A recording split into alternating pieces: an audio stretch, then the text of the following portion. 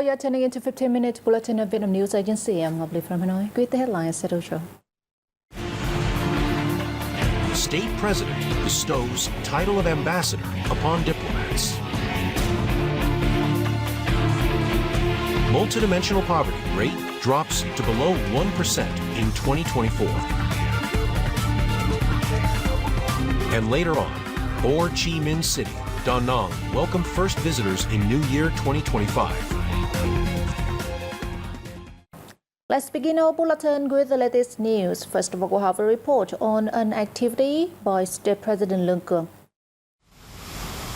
State President Luong Quang presented decisions granting the title of Ambassador of the Socialist Republic of Vietnam to 5 officials and diplomats at a ceremony held in Hanoi on January 2nd.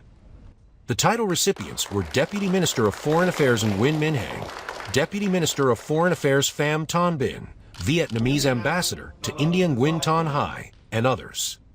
President Quang congratulated the newly promoted ambassadors and urged them to continue making contributions to concretizing the foreign policy's goals in 2025 and beyond. The rank of ambassador represents the highest diplomatic title in Vietnam, as stipulated by the 1995 Ordinance on Diplomatic Ranks and Grades. This prestigious designation aims to recognize the recipients' significant contributions to national development and foreign affairs, while aligning Vietnam's diplomatic service with international standards and practices. Prime Minister Phạm Minh Chính on January 2nd chaired a meeting to review the implementation of Resolution number 18, which seeks to streamline the political system for greater efficiency. At the 7th meeting of its kind, the steering committee reported that all 30 ministries, ministry level and governmental agencies have submitted their organizational restructuring plans and summary reports on the resolution implementation as requested.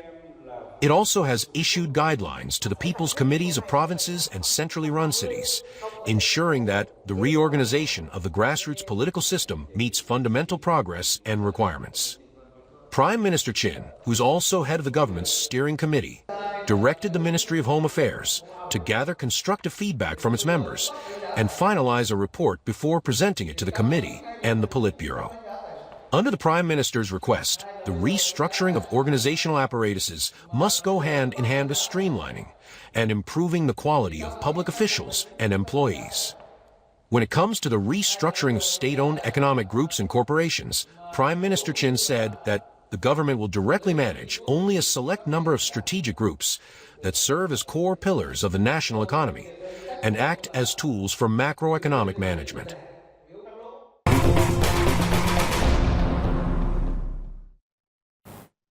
The Ministry of Labor, Invalid and Social Affairs reported the multi-dimensional poverty rate in Vietnam has fallen to below 1% this year at a recent review conference held in Hanoi.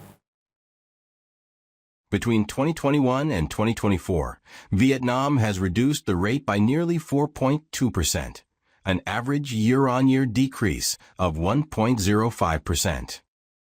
Annually, it drops by over 4% in poor districts to about 26% at present, and by more than 3% among ethnic minority groups to less than 13.5%.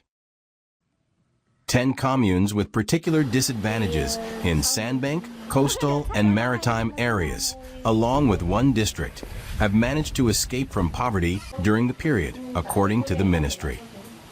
Among other key achievements of 2024, the unemployment rate in urban areas is kept low, under 3%, while the rate of trained workers stands at 69%, meeting the National Assembly's target. The average monthly wage for salary earners rose to $334, a rise of $76 compared to 2020. Fatal workplace accidents decreased by an average of 4.5% per year, achieving the set target. The cultivation of seedless lamb for export in the Mekong Delta province of Chà Vinh has proven highly effective, with close linkage between farmers, cooperatives, and businesses. Each hectare of lamb now yields over $15,700 annually in profit, 7 to 8 times higher than earnings from rice farming. For years ago, Li Tan Tian's family in Huyen Hoi Commune, Con Long District, converted 0.4 hectares of low-yield rice land into a seedless lime orchard with 270 trees. Previously, rice farming on this land earned him only around $1,900 per hectare, at the highest annually due to unstable yields and fluctuating prices. Now, the lime orchard produces 2.5 to 3 tons of fruit every 2 weeks, generating a steady profit of over $1,180 per month after deducting costs. Encouraged by this success, the family has expanded the lime orchard by an additional 0.4 hectares. It is said that the lazy should plant limes because it's so easy. During the dry season, grass provides shade to protect the soil from drying out. And in the rainy season, it absorbs excess water, preventing root rot. So, we just need to tidy up lightly. The director of Tan Chi Cooperative, Phan Duc Thai, is the pioneer in introducing seedless limes to the area in 2018.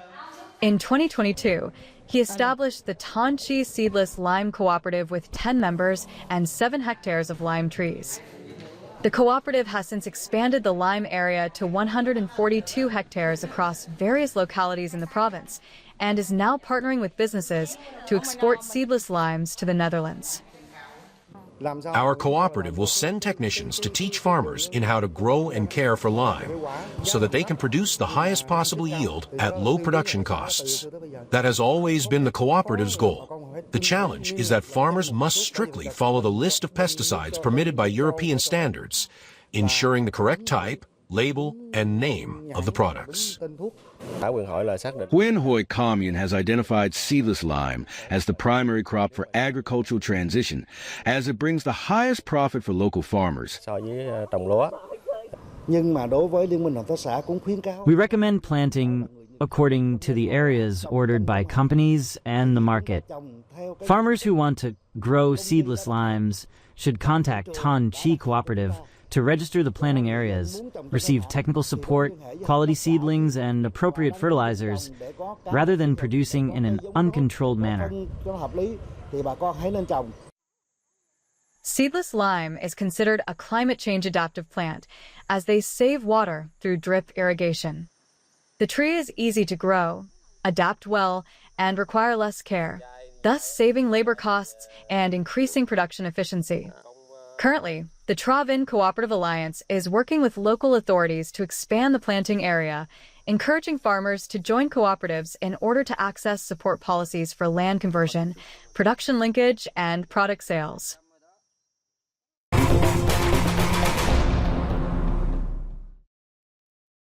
The Hanoi Flag Tower now opens to visitors, marking an important step in preserving and promoting the historical heritage of the capital. This architecture is not only a symbol of Hanoi, but also a vivid testament to Vietnam's rich history and culture. This is the first time Lur Thi Hoa and her 2 children have visited Hanoi, and they chose the Hanoi Flag Tower as their first tourist destination. I feel honored to be one of the visitors here. As for Vu Quang Hu's family, as soon as they knew that Hanoi Flag Tower was open to visitors today, he and his family came here to take photos. The Hanoi Flag Tower has been on our minds for a long time, and we're so happy that today, at the beginning of the new year, the tower opens its doors to welcome visitors. It's our long-cherished wish to see the tower. Hanoi Flag Tower stands 33 meters tall from its base and over 40 meters, including the steel flagpole. It was built in a 3-tiered square style, adorned with intricate patterns.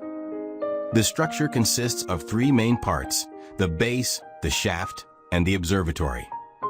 The flagpole is a symbol of the spirit of independence and autonomy of the Vietnamese people. In 2025, the Thang Long Imperial Citadel Relic Site will launch projects to renovate the flag tower area, creating tours that connect it to the Citadel's center. Additionally, lighting technology will be used to honor the tower's value. Recognized as a national monument in 1989, Hanoi Flag Tower is now one of the must-see destinations for domestic and foreign tourists. Ho Chi Minh City and the central city of Da Nang organized ceremonies to welcome visitors on the first day of the new year 2025. Around 750,000 people visited tourist attractions, entertainment sites, and shopping areas in Ho Chi Minh City during the New Year holiday, according to the Municipal Department of Tourism. These results were attributed to the local authorities' efforts to diversify tourism products, with over 100 products and tours. Ho Chi Minh City aims for 8.5 million international tourists and 45 million domestic visitors, and more than $10 billion in tourism revenue this year. In the central city of Da Nang, the Municipal Department of Tourism welcomed nearly 3,000 first visitors. They included nearly 2,000 tourists from Europe and America on board the Nordam cruise ship. I've been here before and enjoyed it, so I was really looking forward to being back here. I also was happy that we're here on the first day of 2025. It was really a different sort of a feeling. Wonderful. They've looked after us really well. We went for a taxi ride yesterday into town and to the beach and Marble Mountain. It was lovely, and people are very, very friendly. On the first day of the new year, the Da Nang International Airport received 125 flights, including 57 international ones. From December 28, 2024, to January 1, 2025, the airport hosted over 600 flights, marking a 15.6% increase year-on-year. Actually, this is my first time in Vietnam, and when we just arrived here, we got a very warm welcome from all the Vietnamese. So first of all, thank you everyone for such a warm welcome, and I wish you all Happy New Year and all the best to all Vietnamese. Thank you. This year, Da Nang aims to attract 11.9 million visitors, an increase of 10% compared to 2024. Of this, approximately 4.8 million will be international visitors, and around 7.1 million will be domestic tourists. As the Lunar New Year or Tet 2025 is less than a month away, gardeners in Mekong Delta province of Vĩnh Long are now working hard to prepare flowers to meet market demand. They hope to have a bountiful harvest to celebrate a prosperous state. This year, households in Nhật Hamlet, Ngãi Tư Commune, Tam Bình District, plan to provide around 150,000 seedlings of different types for local flower growers. In recent years, local farmers have expanded their cultivation, with their flowers being added to traditional crops. It aims to boost income and meet demand for the holiday. This year, I provided seedlings early for the farmer. During Tet, I just hope to sell out the plants so we can have a joyful celebration. In the last days of the year, gardeners are now working hard to ensure a high-quality flower harvest. Weather seems rather favorable so far, and with stable input costs, they are optimistic that this state will bring better yields and higher prices compared to the previous years. The chrysanthemums are developing well, with lush green leaves and bright buds, so we're confident they will bloom in time for Tet. I do expect a bountiful harvest. The weather this year is favorable, and even with a few rainy spells, the flowers are still blooming well. As the Lunar New Year is nearing, many local gardeners have begun receiving orders from traders. They wish the weather continues to be favorable so as they can harvest the best possible flowers, adding vibrant colors to local families during the biggest festival. And that's also the end of our daily bulletin. Thank you for tuning in, and goodbye for now.